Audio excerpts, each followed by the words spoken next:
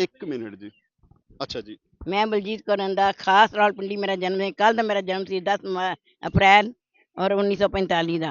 मेरे mother father सब इधर सी और देवी द्वारा रावलपिंडी खास मैं रही हैगी हाँ। हरिपुरा महला और करतारपुरा महला ये मेरे दादी दादे का सी।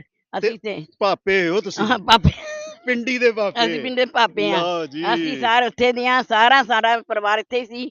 ਸੰਨ 47 ਚ ਰੌਲਾ ਪਿਆ ਸੀ ਜਦੋਂ ਅਸੀਂ ਗਏ ਸੀ, ਫਿਰ ਅਸੀਂ ਵਾਪਸ ਆਏ ਕਿਉਂਕਿ ਮੇਰੇ ਦਾਦੇ ਦੀ ਡੈਥ ਹੋ ਗਈ ਸੀ ਕਸ਼ਮੀਰ ਵਿੱਚ। ਅਸੀਂ ਇੱਥੇ ਲੈ ਕੇ ਆਏ, ਇੱਥੇ ਆ ਕੇ ਉਹਨੇ ਪਾੜ ਭੋਗ ਪਾਇਆ। ਗੱਡੀ ਲੇਟ ਹੋ ਗਈ ਸੀ ਜਿਸ ਕਾਰਨ ਸਾਡੀ ਉਹ ਗੱਡੀ ਕੱਟੀ ਗਈ ਸੀ। ਉਸ ਗੱਡੀ ਦੇ ਦੂਏ ਦਿਨ ਅਸੀਂ ਵੀ ਗੱਡੀ 'ਚ ਗਏ ਸੀ। ਇਹ ਸਾਡਾ ਹੈ। ਹੁਣ ਮੈਂ 81 ਸਾਲਾਂ ਬਾਅਦ ਫਿਰ ਇੱਥੇ ਆਈ ਆਪਣੇ ਜਨਮ ਭੂਮੀ ਤੇ ਉੱਤੇ। ਇਹਦਾ ਬੜਾ ਸੰਗਤ ਦਾ ਪਾਕਿਸਤਾਨ ਦੀ ਸਰਕਾਰ ਦਾ, ਹਿੰਦੁਸਤਾਨ ਦੀ ਸਰਕਾਰ, ਮੈਂ ਬਹੁਤ ਧੰਨਵਾਦ ਕਰਦੀ ਹਾਂ ਜਿਨ੍ਹਾਂ ਨੇ ਫਿਰ ਇਹ ਮੌਕਾ ਸਾਨੂੰ ਦਿੱਤਾ ਮਿਲਣ ਦਾ। ਔਰ ਸੰਗਤ ਮਿਲਿਆ ਤੁਹਾਡੇ ਲੋਕਾਂ ਨੂੰ ਵੀ ਬਹੁਤ ਖੁਸ਼ੀ ਹੋਈ ਹੈ। ਸਾਡੇ ਆਪਣੇ ਭੈਣ ਭਰਾ ਇੰਝ ਸਾਡਾ ਪਿਆਰ ਬਣਦਾ ਰਹੇ, ਇਸੇ ਤਰ੍ਹਾਂ ਇਹ ਰਵੇ, ਅਸੀਂ ਇਕੱਠੇ ਰਹੀਏ ਬਸ। ਫਿਰ ਤੇ ਤੁਸਾਂ ਕਿ मैं पटवारी विच आखना होगा तुसां ना जड़ी जन्मदिन है तुसां बूह बूह मुबारक होए ने उसने मुबारक होए ने करतारपुरे नी ते हरीपुरे नी ते अर्जनपुरा जी। ਇਹ ਮੇਰੇ ਦਾਦੇ ਦਾ ਮਹੱਲਾ ਸੀ ਹਰੀਪੁਰਾ ਕਰਤਾਰਪੁਰਾ ਪੂਰੀ ਹੈ, ਮੇਰੇ ਪੇਕੇ ਪੂਰੀ ਨਾ ਤੇ ਉਹਦਾ ਨਾਂ ਹਰੀ ਸਿੰਘ ਪੁਰੀ ਸੀ। ਹਰੀਪੁਰਾ ਮਹੱਲਾ ਕਰਤਾਰ ਕੌਰ ਦਾਦੀਆਂ ਨਾਂ ਸੀ ਕਰਤਾਰਪੁਰਾ ਮਹੱਲਾ।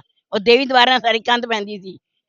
अच्छा देवी द्वारे दे। ਹਾਂ ਤੇ ਖੂਹ ਸਾਡੇ ਘਰ ਖੂਹ ਵੀ ਲਗਾਇਆ ਸੀ अच्छा अच्छा अच्छा ਤੇ अच्छा। ਇੱਥੇ ਬਹੁਤ ਮਨੇ ਪੰਨੇ ਲੋਕ ਸੀ ਜਦੋਂ ਇੱਥੇ ਗਿਆ। ਬਿਲਕੁਲ ਜੀ, ਜਿਹੜੇ ਪਿੰਡੀ ਦੇ ਪਾਪੇ ਨੇ ਉਹ ਬਹੁਤ ਮੰਨੇ ਪਰਮੰਨੇ ਸਨ। ਇੰਨੀਆਂ ਚਾਬੀਆਂ ਲੈ ਕੇ ਗਏ ਸੀ, ਤਾਲੇ ਮਾਰ ਕੇ ਵਾਪਸ ਆਵਾਂਗੇ ਅਸੀਂ।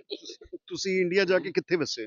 ਅਸੀਂ ਪਹਿਲਾਂ ਤੇ ਖੰਨੇ ਰਹਿ ਰਹੇ ਹਾਂ, ਫਿਰ ਉਸ ਤੋਂ ਬਾਅਦ ਦਿੱਲੀ ਆ ਗਏ, ਚਾਂदनी चौक। ਉਸ ਤੋਂ ਬਾਅਦ ਅੰਬਾਲੇ ਚਲੇ ਗਏ, ਅੰਬਾਲੇ ਤੋਂ ਫਿਰ ਮੇਰਾ ਵਿਆਹ 에ਅਰਫੋਰਸ ਵਾਲ ਹੋ ਗਿਆ।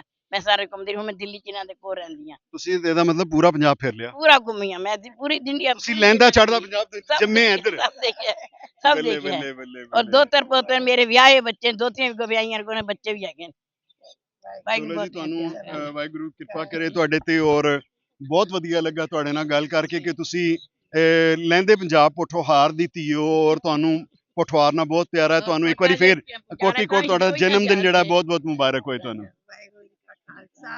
ਵਾਹਿਗੁਰੂ ਜੀ ਕੀ ਫਤਿਹ। ਆਓ ਜੀ।